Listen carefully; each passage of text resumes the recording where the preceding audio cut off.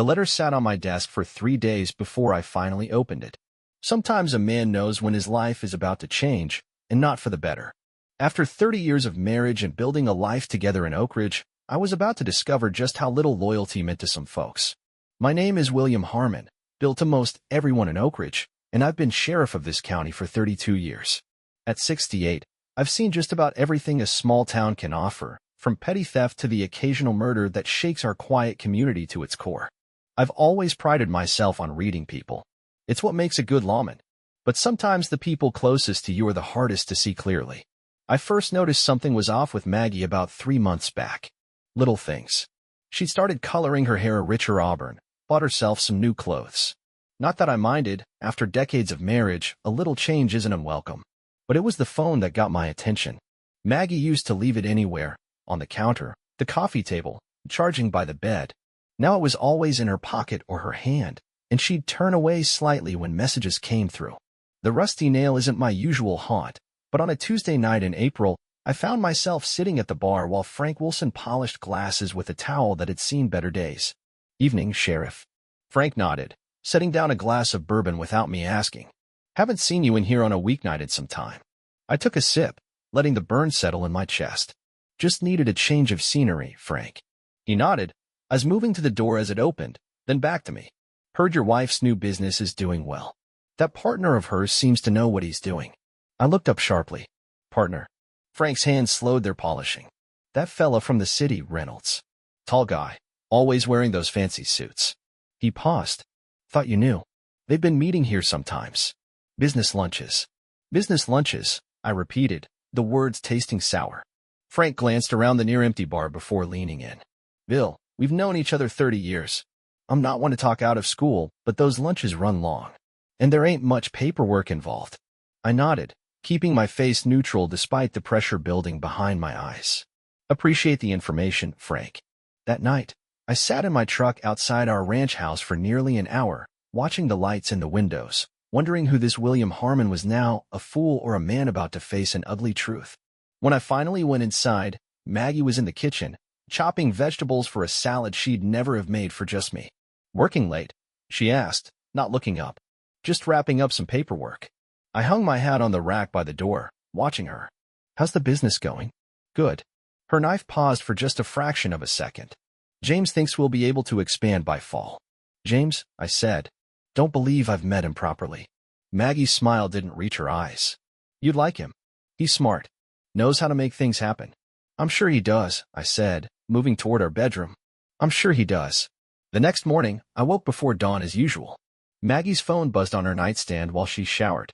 I'd never been the type to snoop, but 30 years of marriage gives a man certain rights. The message preview showed only, "Same time today? Need to discuss the Peterson account." Peterson. We didn't know any Petersons.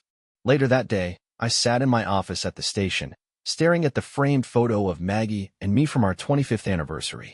Deputy Mike Carter knocked twice before entering, his young face serious. "Got those records you asked for, Sheriff." He set a folder on my desk. "You sure about this?" I opened the file to find the cell phone records I'd requested, not using official channels, of course. This was personal. "Thanks, son. This stays between us." "Yes, sir." He hesitated. "Everything all right?" I looked up at him, this kid who'd followed me around like a shadow since he could walk. "Just tying up some loose ends, Mike. Nothing for you to worry about." After he left, I spread the papers across my desk. 37 calls to the same number in the past month. Dozens of text messages, and an interesting pattern of hour-long gaps in activity that coincided with Maggie's business lunches. I leaned back in my chair, the leather creaking under my weight. My daddy always said a man who loses his temper loses twice. I wasn't about to lose anything more than I already had. I've spent decades tracking people who don't want to be found. Turns out, tracking someone who thinks they're being clever isn't much different from tracking a criminal. Both leave traces if you know where to look. The following Thursday, I told Maggie I had a meeting with the county commissioner. Instead, I parked my personal truck, not the sheriff's cruiser, across from the Oakridge Hotel's restaurant. Sure enough, at 1:15, Maggie's Buick pulled into the lot. She checked her makeup in the rear view before stepping out, smoothing down a dress I'd never seen before. 5 minutes later, a black Mercedes with city plates arrived. The man who emerged matched Frank's description: tall, dark hair slicked back, tailored suit that probably cost more than my monthly salary. James Reynolds. He straightened his tie before entering the restaurant, moving with the confidence of someone who's never had to answer for much in life. I gave them 20 minutes, then entered through the side door, nodding to the hostess, Pam Whitaker's daughter, who'd gotten caught with beer in the back of her boyfriend's truck last summer. I'd let her off with a warning. She seated me in a corner booth with a clear view of the main dining area but partially concealed by a large fern. I didn't need to hear what they were saying. Their body language told the story clear as day. The way he leaned in, hand brushing hers on the table. The way she laughed, not the polite laugh she used at church socials, but the one I hadn't heard directed at me in years. When his hand found her knee under the table, I felt something cold settle in my gut. Not rage, not even surprise anymore. Just a solid, immovable certainty. I left before they spotted me, drove to the county line, and pulled over at Miller's Creek where I used to take my daughter Sarah fishing before she moved to Charlotte. The creek babbled on, indifferent to human concerns. I sat on the hood of my truck, thinking, there's a right way and a wrong way to handle something like this. The wrong way ends with shouting, maybe violence, definitely regret. The right way requires patience. Strategy. I may have been born in this small town, but I wasn't born yesterday. Back at the station, I called the county clerk. Betty, I need information on a James Reynolds. Business records, property, anything you've got. That the fellow working with your Maggie on that boutique venture? Betty's voice crackled over the line. Nothing stays secret in Oakridge for long. That's the one. Give me an hour, Bill. I'll see what we've got. While waiting, I walked down to Oak Valley Fitness Center where Steve Jenkins was likely finishing up his afternoon session with the high school football team. Found him in the weight room, spotting young Tommy Parker on the bench press. Push through it, son. You've got this. Steve's enthusiasm filled the room as Tommy strained against the barbell. When the kid finished his set, Steve clapped him on the shoulder. Good work. Hit the showers. He turned, noticing me by the door. Sheriff Harmon. Don't usually see you here this time of day. Got some things on my mind, Steve. Thought maybe lifting something heavy might help. After Tommy left, Steve's perpetual smile dimmed. Everything all right? I loaded plates onto a barbell, more than I'd usually start with. How long you been divorced now, Steve? Going on 6 years. He moved to spot me. Why do you ask? I positioned myself under the bar. Maggie's having an affair. Steve didn't flinch, didn't offer empty platitudes. Just stood ready as I lifted. How sure are you? Saw them together today. Hotel restaurant. What's your play? I pushed the weight up, feeling the burn in my chest. Still figuring that out. Whatever you decide, Steve said, helping me rack the barbell after 10 reps. Don't let them see you sweat. Moment they know they've got to you, you've already lost. I sat up, wiping my face with a towel. Not planning on giving them the satisfaction. Good man. Steve checked his watch. Listen, I've got another client in 10, but let's grab a beer later. My cousin's a divorce attorney in Raleigh. Best in the business. I nodded, standing. Appreciate it. When I got back to the station, Betty had a file waiting. James Reynolds, 42, had moved to Oakridge from Atlanta 8 months ago. 3 failed marriages, each ending with him significantly wealthier than he started. He'd been sued twice by former business partners. Both cases settled out of court with sealed agreements. I was still reading when my phone rang. Maggie. Bill? I'm making pot roast tonight. Should be ready around 7. Sounds good, I said, keeping my voice even. Had lunch yet? A pause. Almost imperceptible, but there. Just a sandwich at my desk. Been busy with paperwork all day. I said. Don't work too hard now. After hanging up, I leaned back in my chair, thinking about the pot roast, her favorite dress, the lie that came so easily to her. 30 years together, and here we were. Strangers sharing a roof. That night over dinner, I watched her. Watched how she placed fresh flowers on the table, how she'd taken extra care with her appearance. She kept the conversation light, town gossip, plans for the weekend, a charity event coming up in 2 weeks. James and I secured the Valley View Country Club for the fundraiser, she said, refilling my glass of tea.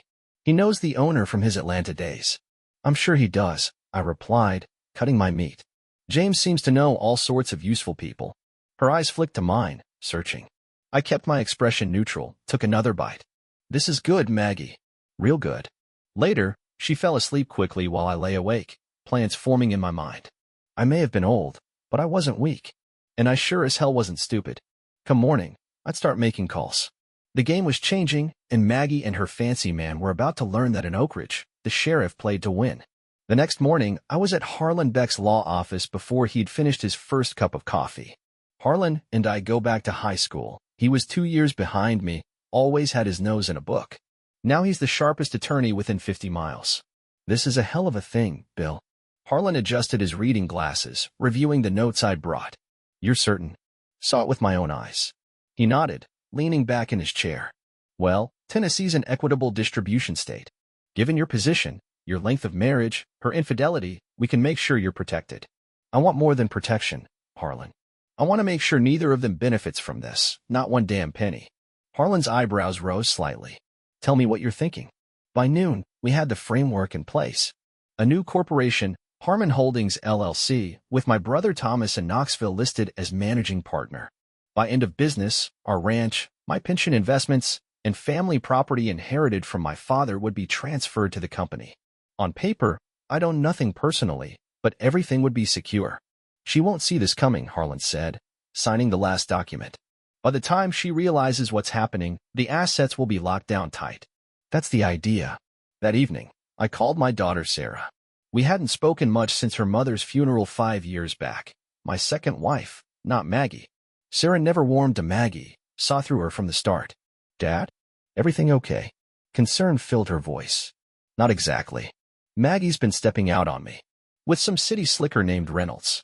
A long pause. Can't say I'm surprised. What are you going to do? Already doing it. But I could use your help with something. 3 days later, after Maggie mentioned another business meeting, I drove to the Oakridge National Bank and emptied our joint savings account. Nothing illegal about a man withdrawing his own money. I deposited it into a new account under Harmon Holdings. On my way back, I stopped at Frank's bar during the quiet afternoon hours. Sheriff, he nodded, sliding me a coffee instead of bourbon. On duty. Always on duty in some way, Frank. I stirred the coffee slowly. Tell me more about Reynolds. You see him with anyone besides my wife? Frank glanced around the empty bar. Comes in sometimes with men in suits. Business types. Talks real quiet. Lot of handshakes under the table, if you know what I mean. I did know. And I was beginning to understand exactly what kind of man had set his sights on Maggie and possibly on my town. 3 days before the charity event, I sat in my cruiser outside the Golden Oak Hotel on the edge of town. Sarah was inside, meeting with Reynolds under the guise of a potential investor from Charlotte. My girl always had a head for business. Now she was putting it to use. My radio crackled. Dad, you receiving? Sarah's voice came through the handheld I'd given her. Loud and clear. He took the bait. Claims his development project needs just one more investor to break ground. Showed me doctored permits, fake endorsements from the mayor. This guy's running a full-scale fraud. Get what you need. Everything's on my phone. Recording, documents, the works. I smiled for the first time in weeks. That's my girl. Back at the station, I called Judge Wilkins at home.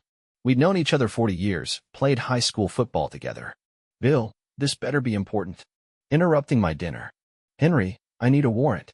Got evidence of investment fraud, falsified documents, conspiracy. James Reynolds. That fellow working with Maggie? A pause.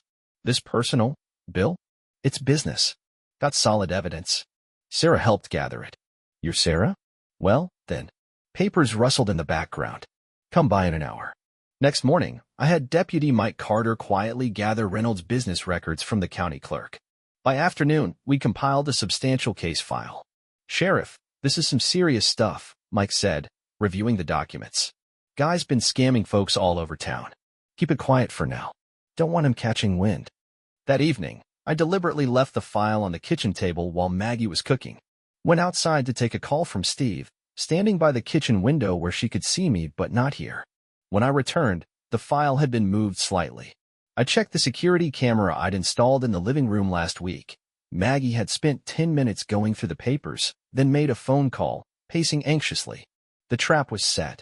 The day before the charity event, I visited Maggie's in-laws at their estate outside town. Harold and Edith Harmon had never fully accepted me, too common for their banking dynasty. But they respected straight talk. Harold, Edith, I nodded, settling into their formal living room. Appreciate you seeing me. What's this about, William?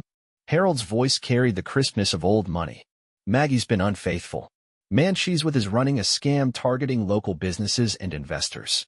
Tomorrow night, I'm shutting it down. Edith's face tightened. You have proof. I slid a folder across the coffee table. Tomorrow, that property you put in Maggie's name, the lakeside development land. You'll want to sell it. Immediately. Harold reviewed the documents, face darkening. Consider it done. The Valley View Country Club glittered with string lights and the jewelry of Oakridge's finest as I arrived for the charity gala. Men in suits they wore twice a year, women in dresses that cost more than some folks' monthly rent. I wore my good navy suit, Stetson in hand as I entered. Conversations quieted briefly as people noticed me. The sheriff didn't often attend these highfalutin affairs. I spotted Maggie across the room, stunning in a red dress I'd never seen before. James Reynolds stood beside her, hand resting possessively on her lower back as they chatted with Mayor Collins and his wife. I made my way toward the bar, nodding to folks as I passed. Bourbon, neat, I told the bartender, positioning myself with a clear view of the room. Judge Wilkins approached, champagne in hand. Evening, Bill. Everything in order. Right on schedule, Henry. He glanced toward Maggie and Reynolds. Didn't expect to see you here, given the circumstances. Wouldn't miss it for the world. Sarah arrived 15 minutes later, turning heads in her black cocktail dress. She'd driven in from Charlotte that morning. She embraced me warmly, drawing curious glances from across the room, including from Maggie, whose smile faltered momentarily. Ready, Dad? Sarah whispered. Born ready. At precisely 8:30, Mayor Collins took the stage to thank everyone for supporting the Children's Hospital.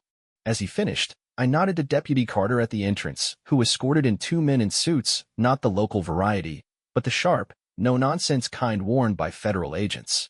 What are they doing here? Sarah asked, following my script perfectly. Just watch, I said, loud enough for nearby ears to hear. The agents moved directly toward Reynolds, who was midway through his champagne toast. His face blanched when he spotted them. I moved in their direction, timing my arrival perfectly. James Reynolds, the taller agent asked. Yes. His voice wavered slightly. I'm Agent Brooks, FBI. This is Agent Tanner. We'd like to speak with you regarding allegations of investment fraud and falsification of government documents. The room fell silent. Maggie's hand flew to her mouth. Reynolds straightened his tie, attempting to maintain composure. There must be some mistake. Perhaps we could discuss this privately. We have a warrant for your financial records, Agent Brooks continued, loud enough for the surrounding guests to hear. And Sheriff Harmon has provided substantial evidence regarding your activities in Oakridge. All eyes turned to me. I stepped forward, standing tall despite my age. Mr. Reynolds, I've been investigating your business dealings for some time now. Seems you've been running quite the operation, fake development projects, fraudulent investment schemes, forged permits. I turned to the gathered crowd. Folks, I'd advise anyone who's invested with this man to contact my office tomorrow. This is ridiculous, Reynolds sputtered, looking to Maggie for support. Tell them, Margaret. Maggie stood frozen, eyes darting between Reynolds and me. Margaret. Reynolds repeated, more insistent. I reached into my jacket pocket and withdrew an envelope, extending it toward Maggie. Before you decide whose side you're on, you might want to read this. Her hands trembled as she opened it. Divorce papers, along with photos of her and Reynolds at the hotel restaurant. Bill, she began. Save it, Maggie. My voice remained steady. By the way, your in-laws called earlier. They've sold the lakefront property. Signed the papers this afternoon. The color drained from her face. That property had been her security, her future with Reynolds. Now it was gone. Reynolds backed away from her, suddenly aware that his carefully constructed house of cards was collapsing. Margaret, you said that property was secure. You promised. Seems like promises don't mean much to either of you, I said quietly. The agents moved in, placing a hand on Reynolds' shoulder. Sir, we need you to come with us now. As they escorted him out, the room erupted in whispers. Maggie stood alone, clutching the papers as one by one, people turned away from her, the same people who'd smiled and accepted her hospitality for years. I offered Sarah my arm, and we walked away from Maggie without a backward glance. Heads turned as we crossed the room, whispers following in our wake. We stopped to speak with Judge Wilkins and his wife, deliberately turning our backs on the spectacle behind us. Handled that like a true gentleman, Bill, the judge said, clapping me on the shoulder. Just upholding the law, Henry. Same as always. Later that evening, as the crowd thinned, I stood on the country club's terrace overlooking the golf course. Stars dotted the clear April sky, crickets chirping in the distance. Frank appeared beside me, 2 glasses of bourbon in hand. "Thought you might need this," he said, offering me one. I accepted with a nod. "Appreciate it. Hell of a show in there." Frank leaned against the railing. "I'll be talking about this for years. Wasn't my intention to create gossip. Maybe not. But you did right by yourself. That counts for something." We drank in silence for a moment before Mayor Collins joined us, his bow tie loosened after the long evening. "Bill, quite an evening." He glanced back toward the ballroom. "Reynolds had me convinced about that development project. Had half the council ready to approve permits. He's good at what he does," I said. "Been pulling the same scheme in 3 other counties. Well, I owe you one." "We all do." He cleared his throat. "For what it's worth, I'm sorry about Maggie." I nodded, not trusting myself to speak on that particular subject. The next morning, I arrived at the station early. Deputy Carter was already there, coffee brewing. "Morning, Sheriff." He handed me a fresh cup. "Reynolds spent the night in county lockup. Feds are transferring him today. Any word on bail?" "Judge Wilkins set it at $500,000. Doesn't look like anyone's rushing to post it." I settled at my desk, reviewing the morning reports. Around 10, Steve Jenkins stopped by, gym bag slung over his shoulder. "Heard what went down last night," he said, dropping into the chair across from me. "Sorry I missed it." "Nothing to be sorry about. Just did what needed doing." Steve leaned forward. "Maggie tried to access your joint accounts this morning. Bank manager called me. Thought you should know." I smiled slightly. Hope he enjoyed telling her those accounts don't exist anymore. From what he said, she didn't take it well. Steve paused. "She's staying at the Oakridge Motel. Room 14. I nodded, not particularly interested in her whereabouts. "She'll land on her feet. Always does." "And you?" Steve asked. "How you holding up?" "I'm standing," I said simply. "That's enough for now." That afternoon, I drove out to the ranch, my ranch, secured through Harmon Holdings.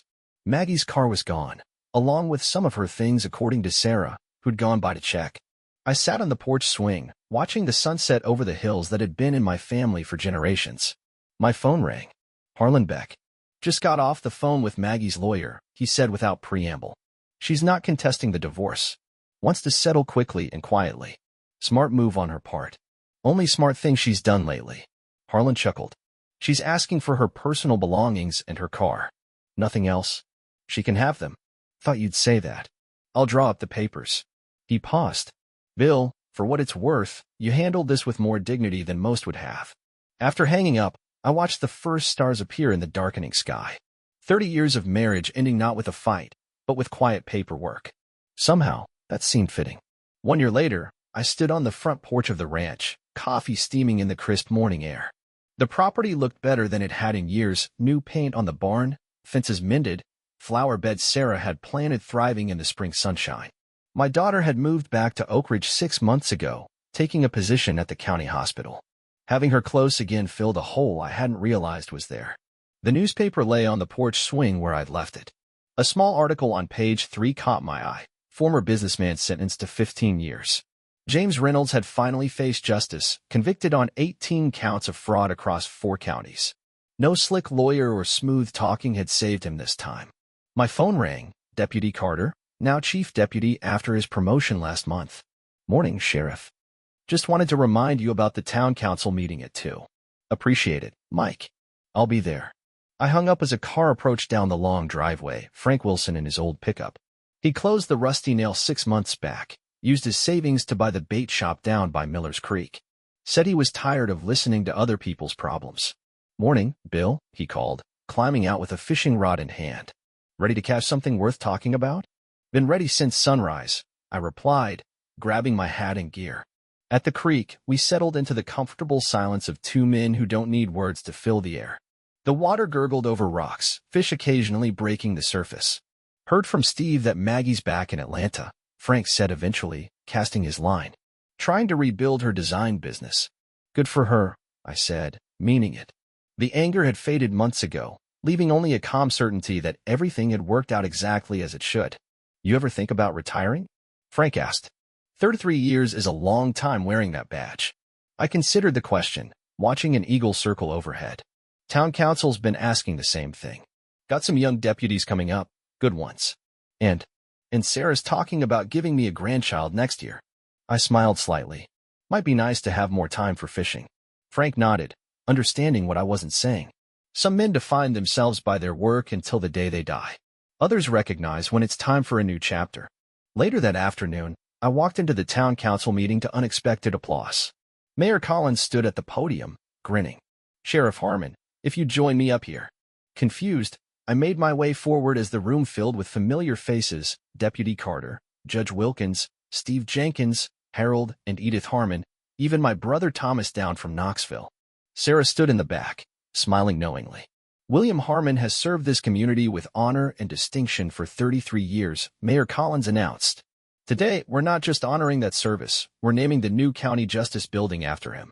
The crowd erupted in cheers as Collins unveiled a rendering of the building with Harmon Justice Center across the entrance. "Speech," someone called from the back. I stepped to the microphone, unaccustomed to being the center of attention. I'm not one for fancy words. Just did my job, protecting this town and the good people in it. That's all any man can do, stand for what's right, even when it's hard. Especially when it's hard. My eyes found Sarah's in the crowd. She gave me a thumbs up, her other hand resting on her slightly rounded belly, a secret we'd be sharing with everyone soon enough. That evening, I sat on my porch as the sun set over my land, a glass of bourbon in hand. The divorce had been finalized months ago, the gossip had faded, and life had settled into a new rhythm. Not the one I'd expected in my late 60s, but perhaps a better one. I'd lost a wife but regained a daughter. Lost some illusions but kept my dignity. And in a town where everyone knew your business, I'd earned something more valuable than love or money: respect. Some men spend their whole lives chasing after happiness. But sitting there in the gathering dusk, watching fireflies rise from the fields my father had worked before me, I realized I'd found something better. Contentment. The deep satisfaction of a man who faced betrayal with strength, who rebuilt what was broken on his own terms, and who could look any man in Oakridge in the eye without flinching. Justice, served cold. But damn, it tasted sweet.